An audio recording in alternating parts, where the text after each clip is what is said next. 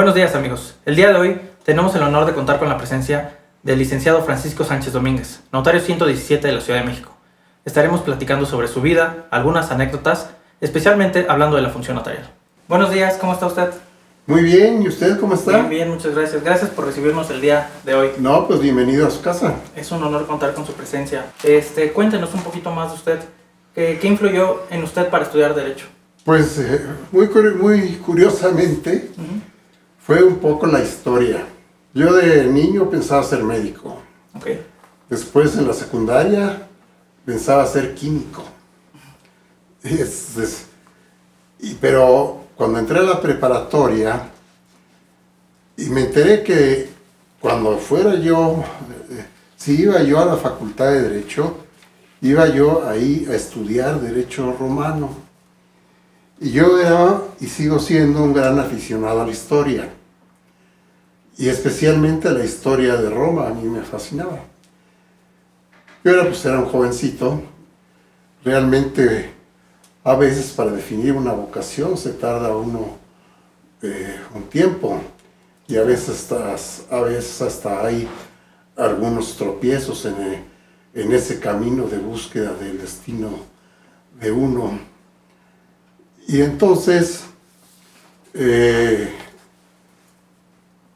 decidí desde la preparatoria entonces estudiar Derecho.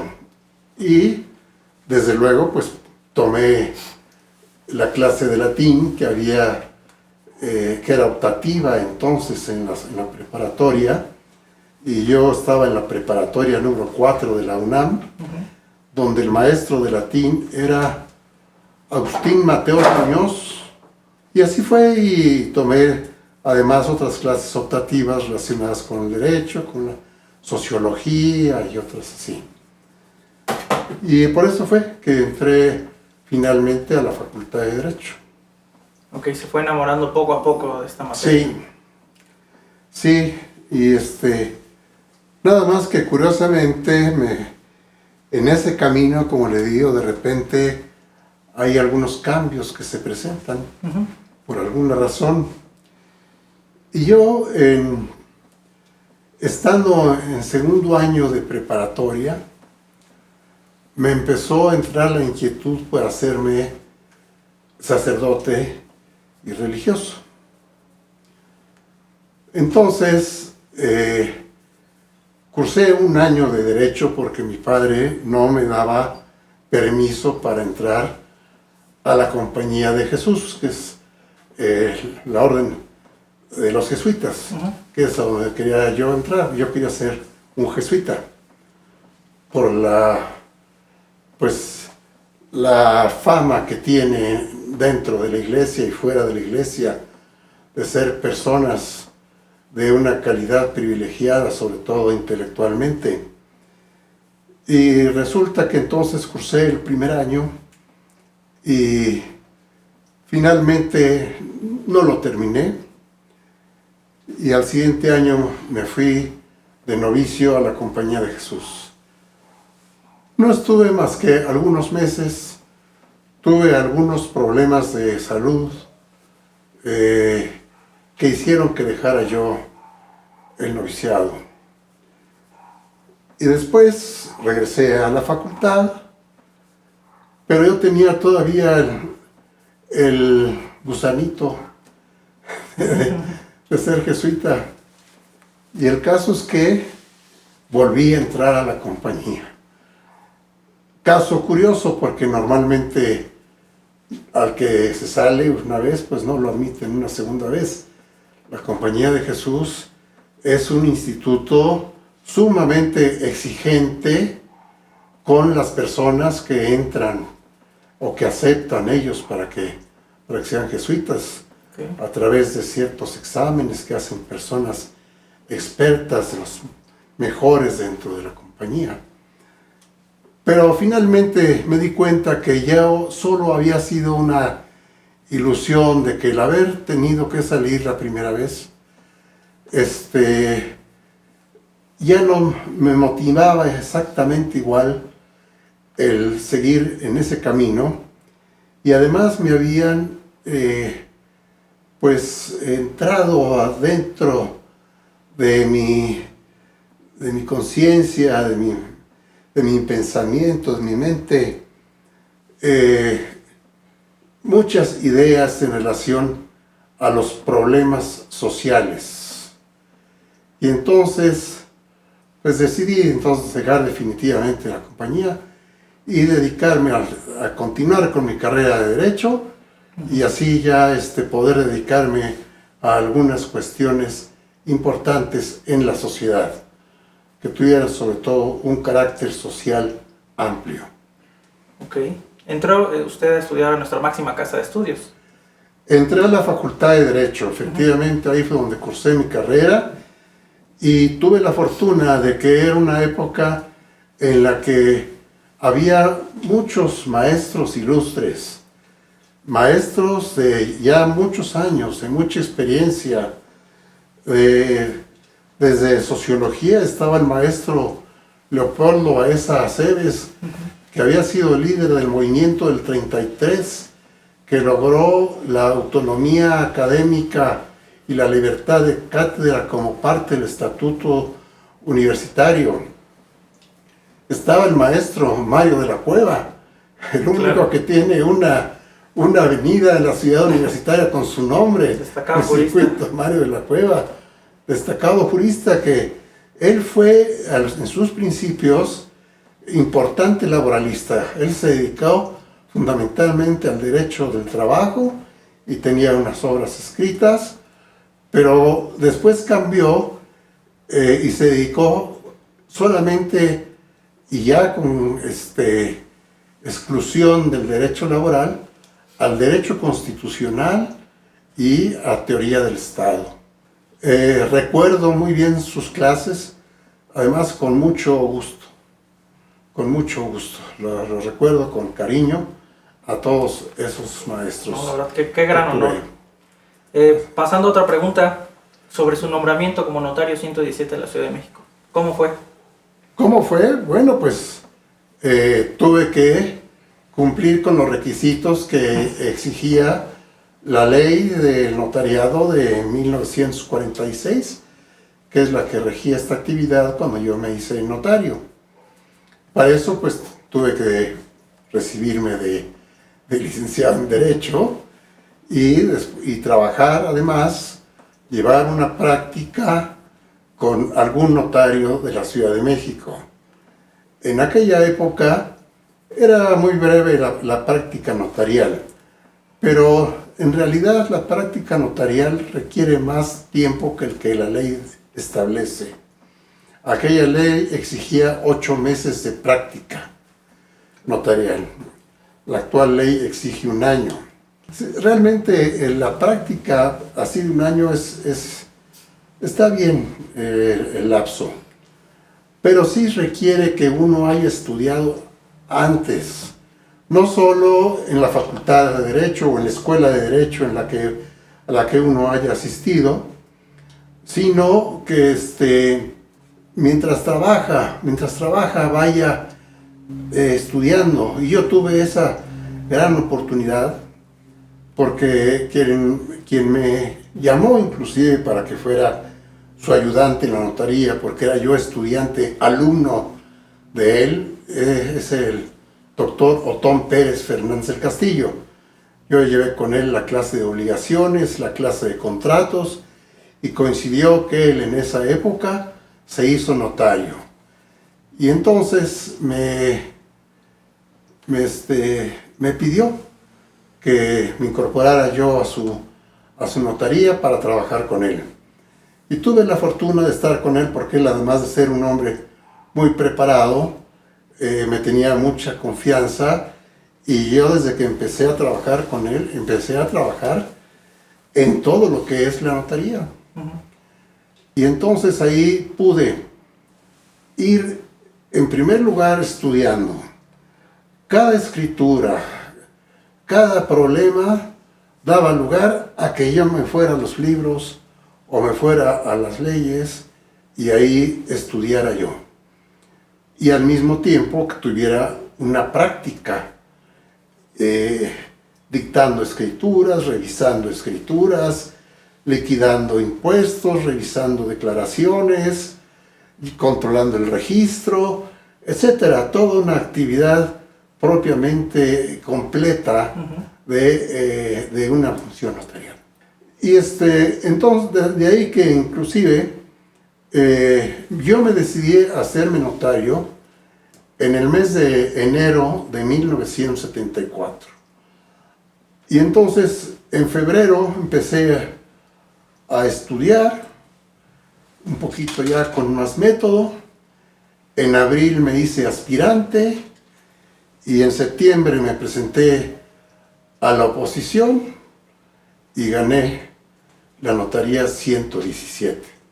Lleva 47 años ejerciendo Exactamente, como notario. exactamente. ¿Cuál ha sido la mejor de sus experiencias que ha tenido? Bueno, pues muchísimas. La experiencia importante que debe uno tener a veces no debe ser una cosa muy alta, muy heroica. Lo importante es saber atender a las personas, resolverles sus problemas. Sobre todo, que la mayor parte de las personas que acuden a las notarías pues no son peritos en derecho. Y conforme a la ley, uno tiene la obligación de ilustrarlos. Uno debe decirles qué es lo que va a ocurrir si realizan un determinado acto jurídico.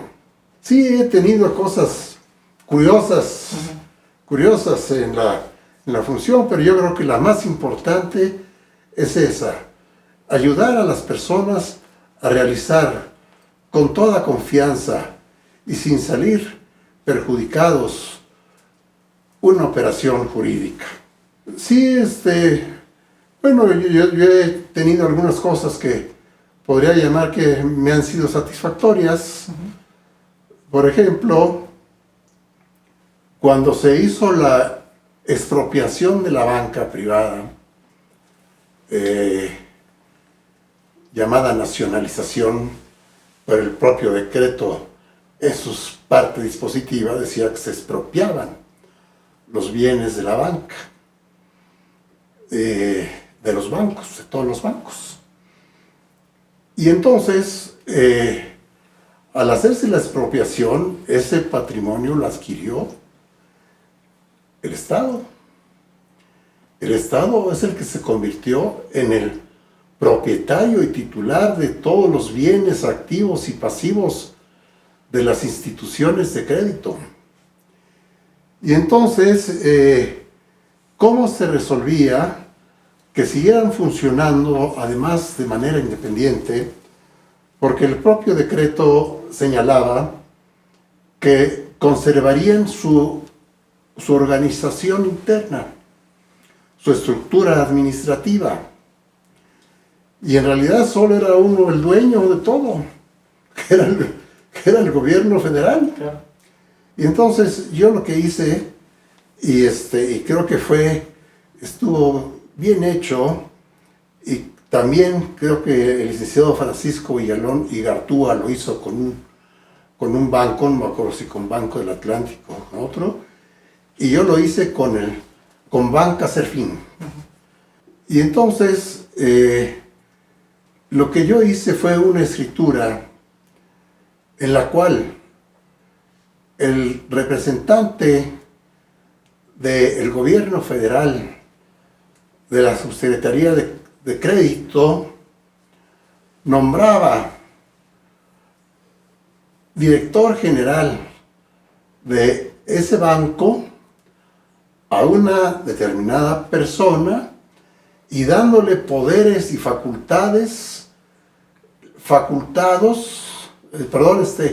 limitados para que los ejerciera sobre la masa de bienes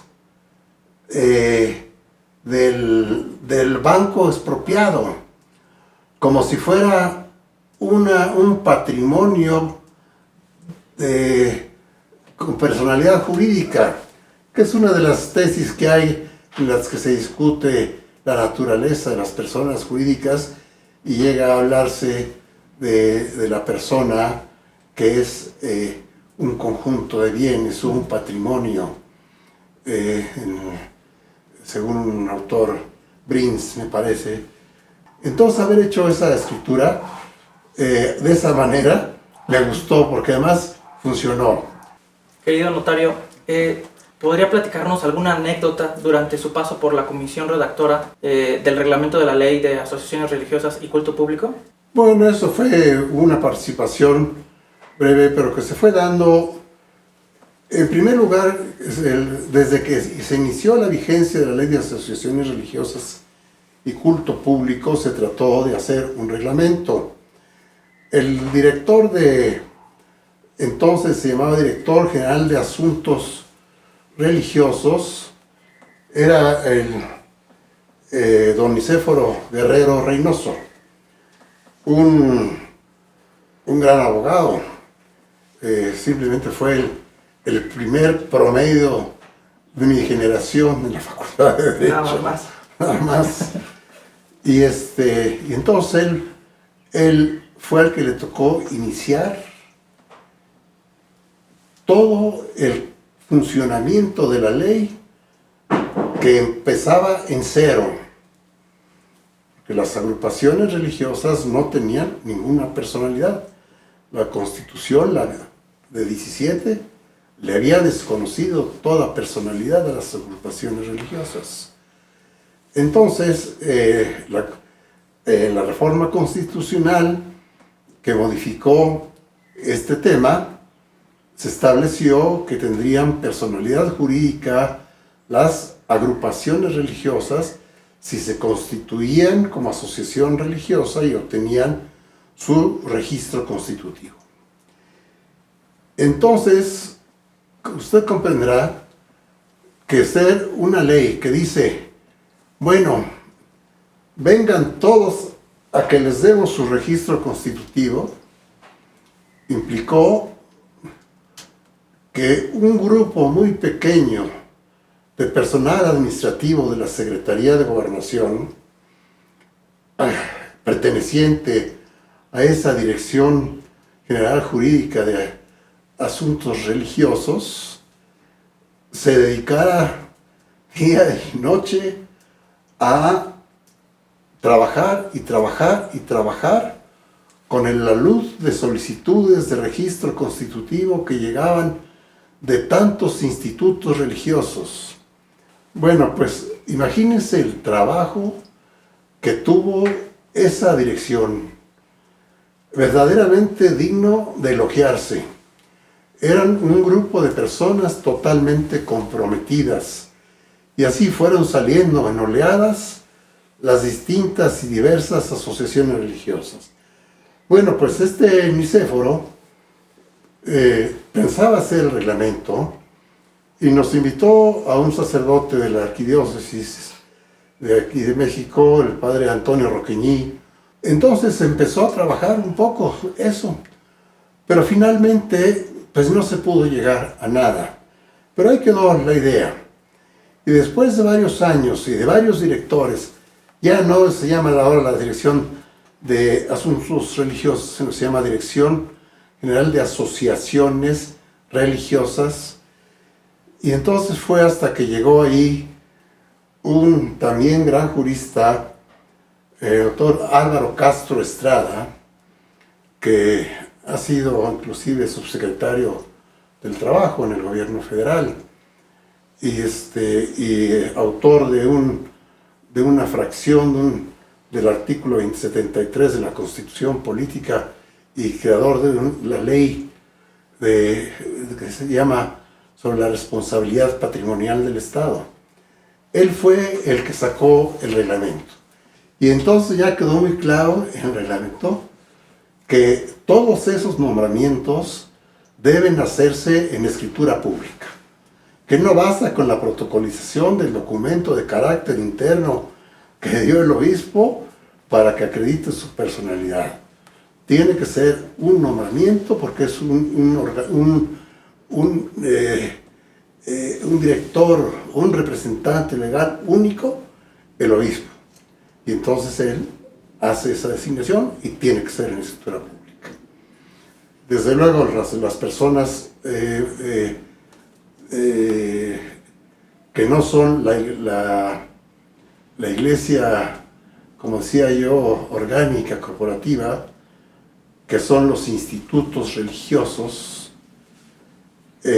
también obtienen su personalidad jurídica, también se convierten en asociaciones religiosas, y esas son miles en todo el mundo, porque son los jesuitas, los franciscanos, los carmelitas, los dominicos, las monjas de Santa Clara, las adoradoras de no sé qué, de no sé cuánto, esto y aquello, y todas esas, ahí sí vale inclusive el que tengan que ser forzosamente, casi por la forma de estar instituidas en el derecho canónico, consejos que levanten actas, y esas sí se protocolizan.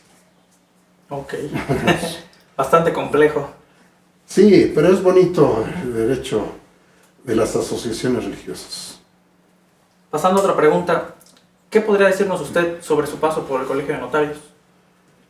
Bueno, que para mí ha sido siempre un gusto y un gran honor que haya estado yo,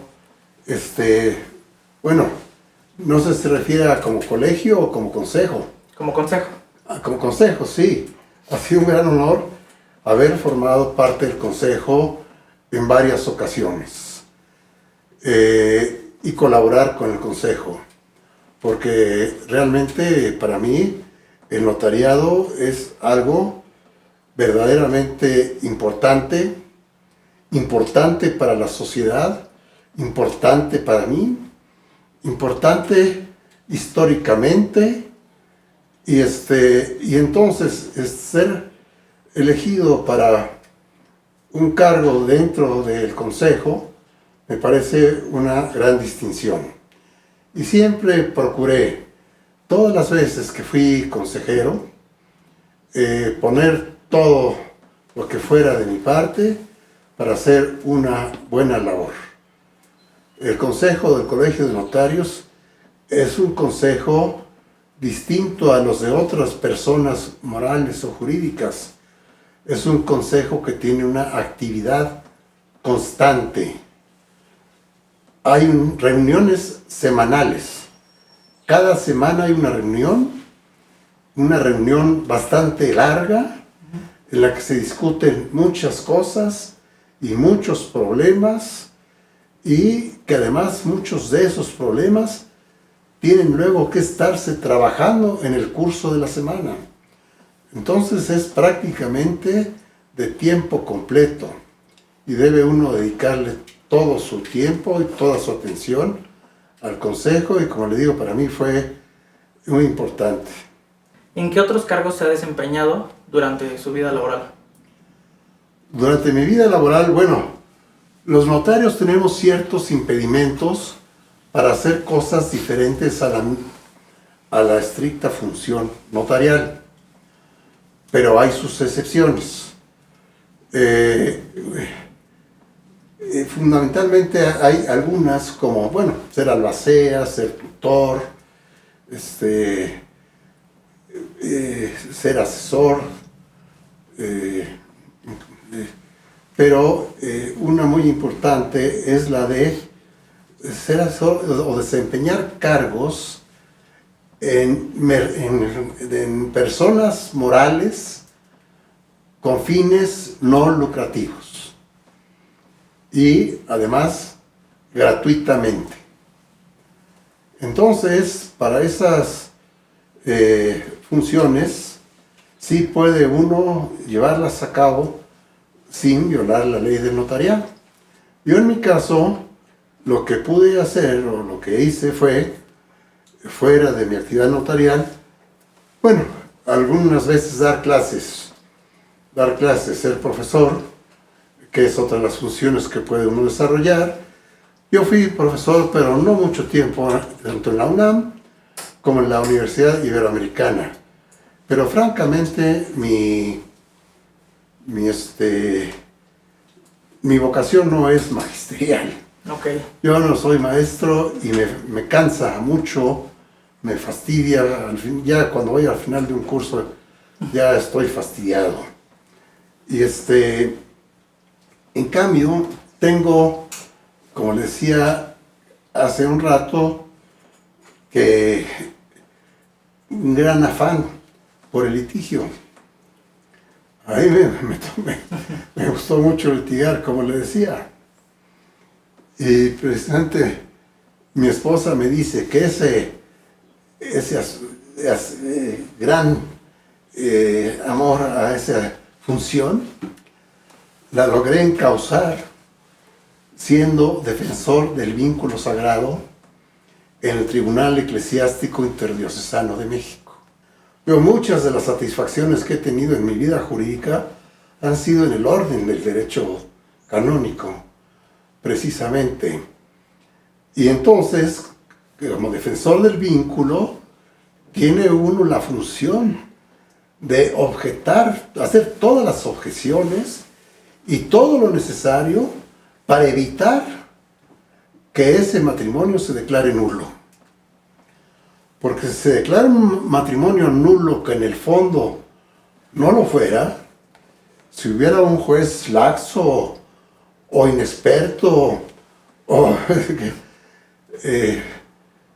por cualquier causa declarara nulo un matrimonio que no lo fuera, se está violando una de las normas más importantes del derecho de la Iglesia, que fue una norma establecida por el propio Jesucristo, nuestro Señor, que dijo: lo que Dios una, no lo separe el hombre.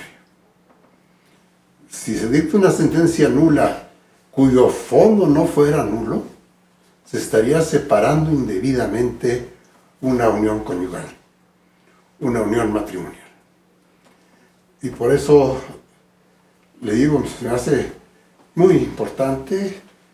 Y sí, tuve con 25 años de defensor del vínculo sagrado. Lo hice con mucho gusto. Tenía yo que ir al tribunal todas las tardes.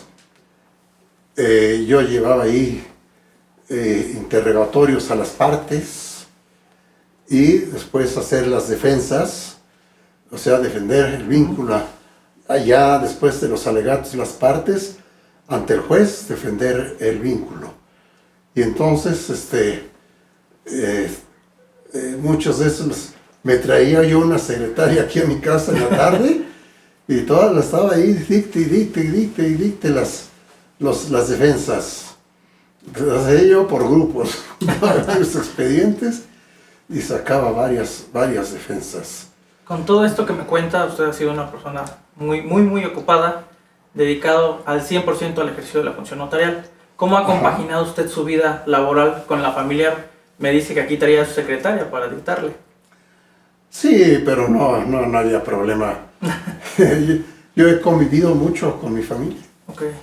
Yo, casi todos los notarios lo saben, yo tengo 8 hijos. Y gracias a Dios ya todos son grandes y han salido muy buenos hijos. Uno de ellos ya es notario inclusive. Y siempre conviví con ellos. Conviví con ellos y con mi esposa. Y eran 2 días a la semana los que iba a llevar al tribunal. Entonces tenía otros 3 días para estar aquí. Los sábados, los domingos. Yo llevé a mis hijos desde niños a jugar fútbol los sábados. Crecieron y terminamos jugando juntos fútbol, mis hijos y yo. Yo me retiré del fútbol a los 70 años de edad. Y los últimos 10 años fueron mis mejores años en el fútbol. Los que más contento estuve. Qué gusto escuchar eso. Y ahí iban mis hijos a jugar conmigo. Eran parte del equipo. No cualquiera puede decir eso. Así es, y eso me ha dado una gran satisfacción haber podido compartir con mis hijos una actividad del gusto de todos y que lo hiciéramos pues con mucho gusto y como compañeros ir ahí a pasarse uno la pelota, ¿no? Claro. Por último, querido notario, ¿algún consejo que usted le pudiera dar a estas nuevas generaciones que nos queremos dedicar a la carrera notarial? Bueno, pues yo creo que lo principal es, primero, prepararse de la manera en que a uno le acomode. Cada quien tiene su manera de estudiar y entonces cada quien que la siga y que se prepare muy bien. Usted sabe que para pasar los exámenes, pasar el examen de aspirante, y no solo pasar, sino ganar el examen de oposición, es difícil. Se requiere de grandes conocimientos en todas las materias del derecho. Debe ser muy amplia la preparación para el que quiera ser notario. Pero lo más importante es la práctica. Que al ser notarios,